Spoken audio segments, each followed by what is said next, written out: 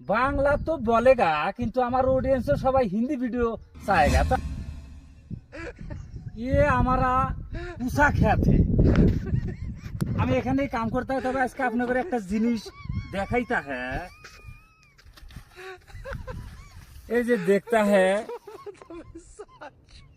এ শত শত কাড়া হ্যাঁ। যখন এই কুসা উড়াইতে হয় তো এমনিতে তখন তো ওই কালা দমা বাইরে হইতে হয়। এরপরেও এ কাটা আতার পায়ের মধ্যে ফার ফার করে লাগতা হয়, মানে পুজা নিতে হয়। হাতের মধ্যে মোজা লাগাইতে হয়, পার মধ্যে জুতা লাগাইতে হয়। এরপরে এরকম আগুন জ্বলতা है।